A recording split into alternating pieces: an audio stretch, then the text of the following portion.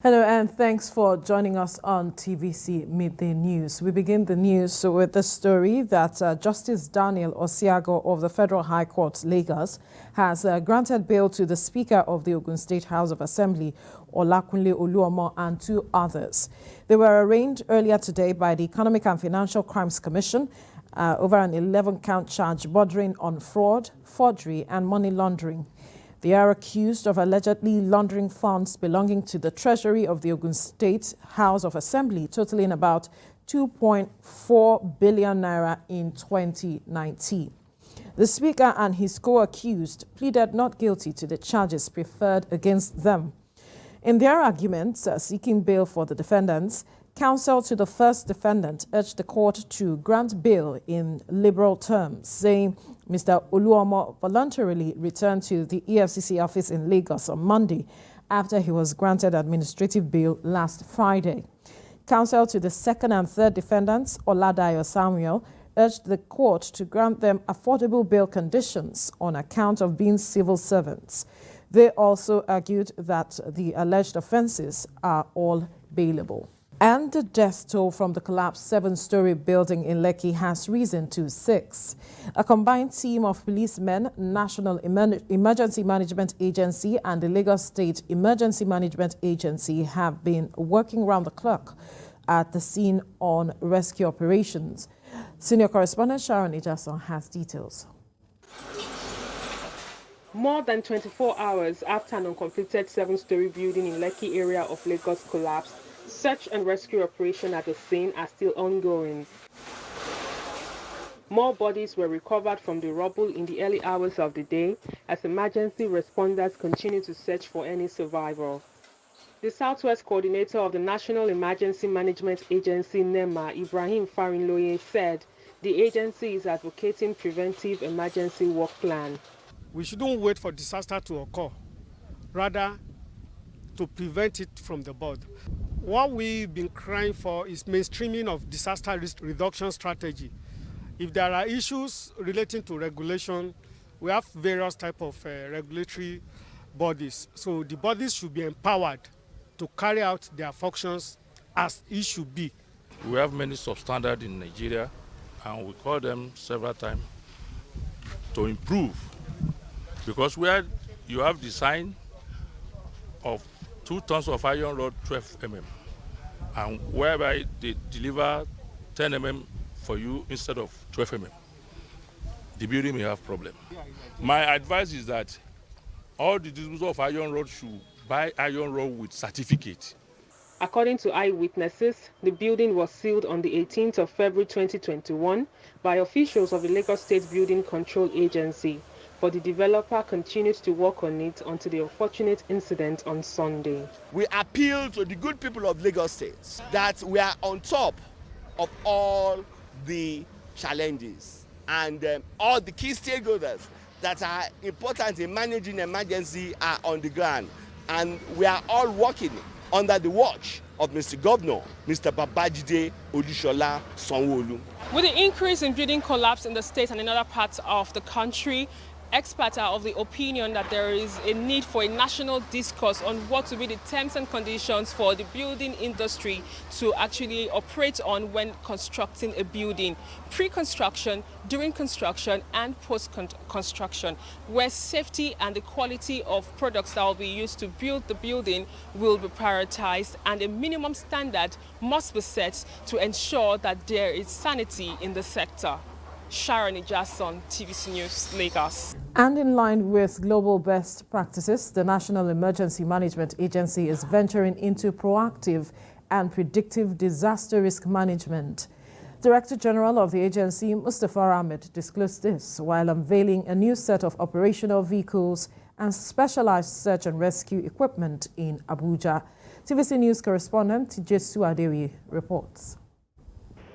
Current trends in hazard identification, risk mapping, and actual disasters have shown increasing instances of structural collapses, fuel tanker explosions, floods, road crashes, and fire outbreaks, which are either isolated or derivative disasters. In recent weeks, devastating floods have ravaged countries such as South Africa, Pakistan, India, Japan, the Gambia, Italy, and a host of other countries, including Nigeria.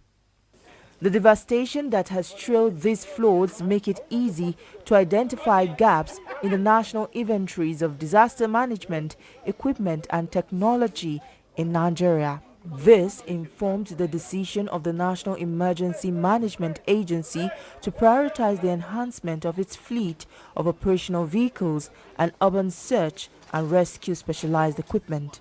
The operational vehicle, as well as specialized search and rescue equipment, to be inducted into operations today include the following: 3 mobile intensive care unit ambulances MICUs, 3 incident response vehicle IRVs, 2 motorized boats, 2 inflatable boats, 9 floodlights, 15 probe cameras, 3 live locators, 15 breaching system, 9 chainsaws, 6 concrete cutters, 9 full body harness and 9 hose pump unit. The agency believes this new acquisition will close existing gaps and meet the current operational challenges faced by actors responding to emergencies in the field. TVC News, Abuja. Still in the nation's capital, fuel queues may once again reappear on the streets of the federal capital and its environs following the withdrawal of services by the Northern Independent Marketers Association. This is as a result of the unsettled claims between the association and the Nigerian Midstream and Downstream Petroleum Regulatory Authority.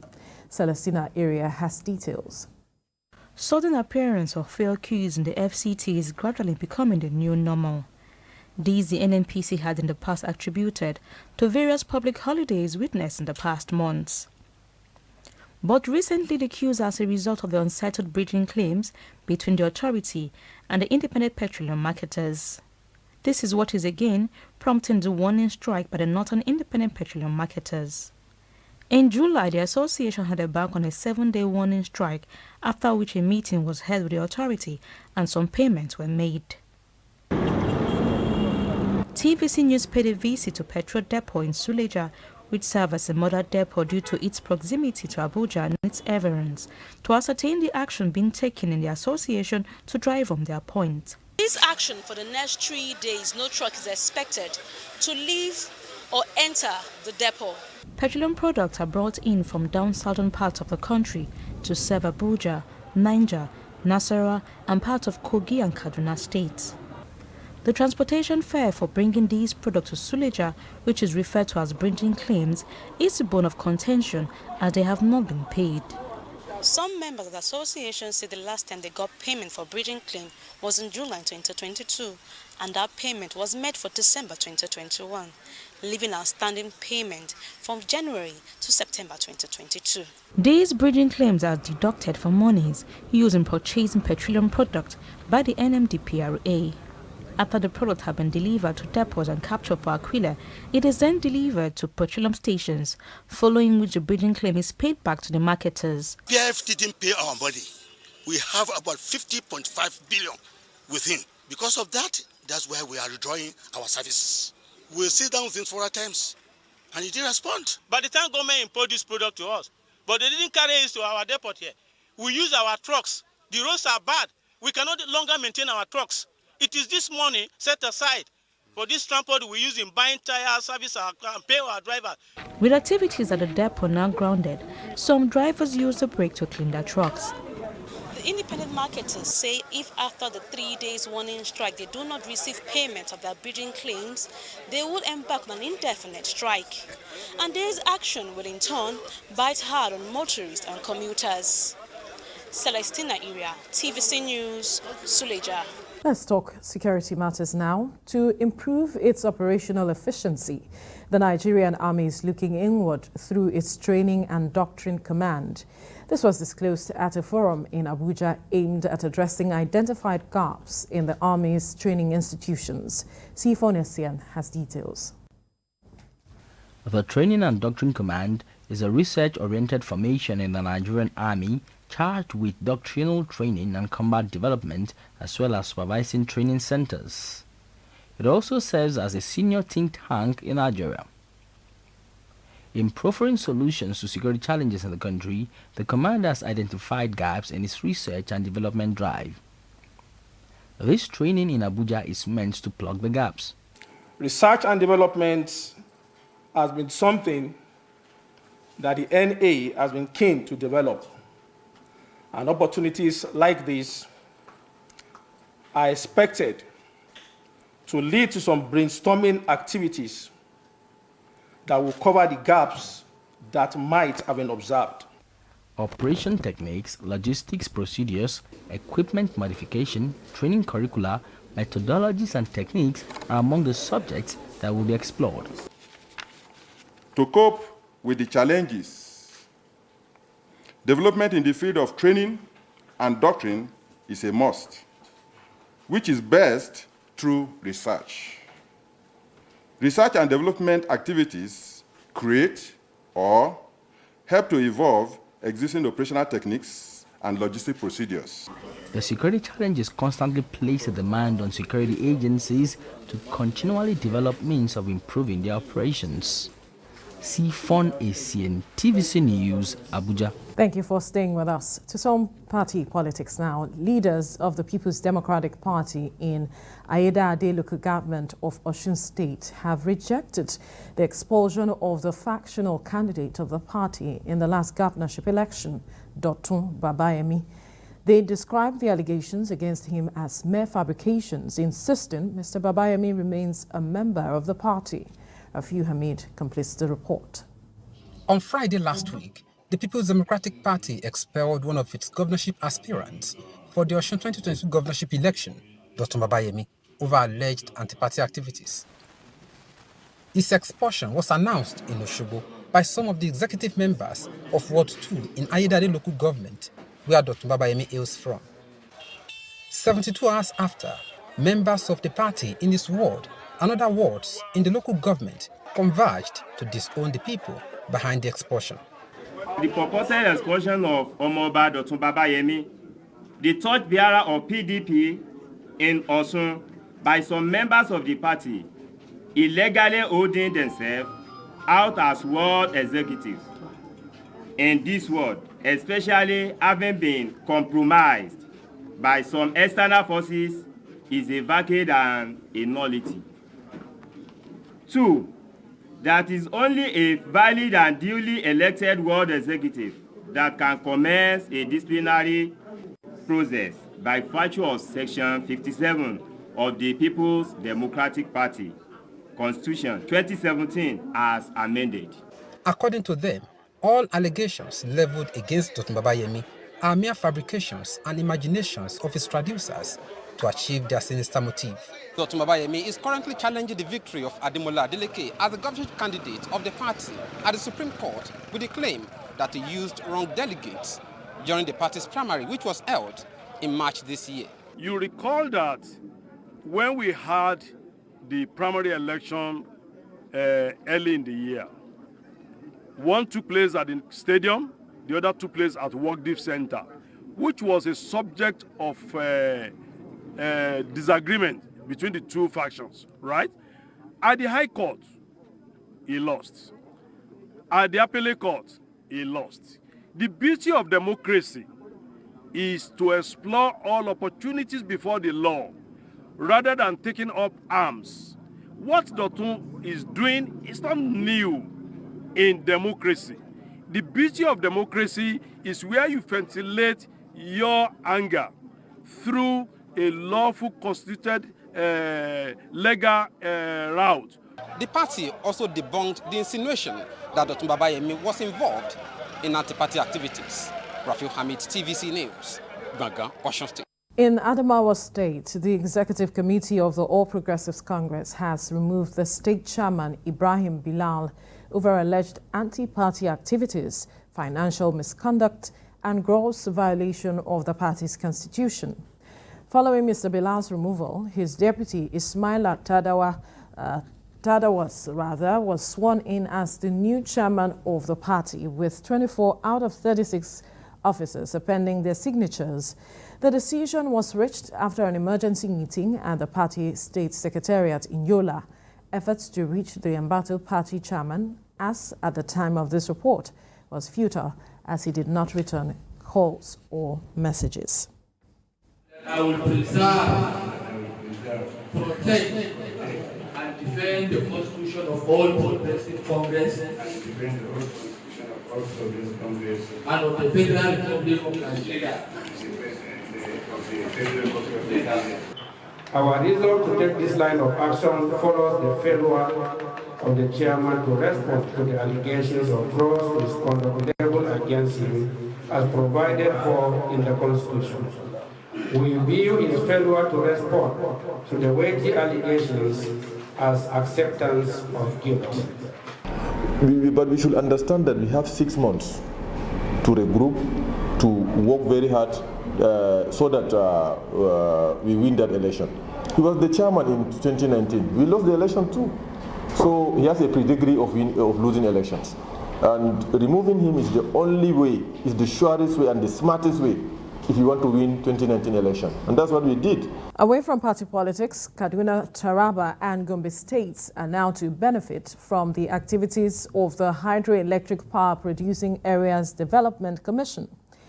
The managing director of the commission, Abubakar Yelwa, disclosed this during a skills development training for staff of the commission in Ilorin. Correspondent Ibrahim Alege has details. The Hydroelectric Power Producing Areas Development Commission, HYPPADEC, was established by the federal government to manage ecological challenges arising from the operations of hydroelectric dams and other activities in the hydroelectric power producing states. Kwara, Niger, Benue, Plateau, Kebbi and Kogi are the member states. During a skills development training for staff of the commission in Ilorin, the Kwara State capital, the managing director of HYPPADEC, Abubakar Yelwa, disclosed that 3 new states will be added to the list of member states. Taraba State, Gombe State, and Kaduna State have hydropower generating facilities. Therefore, by the provisions of the Act, they are automatic members of the Commission. So what we are now trying to do is to reach out to the state. The training for staff of the Commission is going on simultaneously in 3 centers across the country, with the expectation that this will improve their efficiency. So this is the reason why we have to organize this program, to first of all teach them on value reorientation and to also focus on other key areas that could help them to improve on their operations in the organization, especially in terms of technology. In the meantime, the Hydroelectric Power Producing Areas Development Commission has commenced a skills acquisition training for 625 youths in Ilorin, Kwara State. The program, tagged Youth Transformation Program, is designed to take the beneficiaries out of poverty.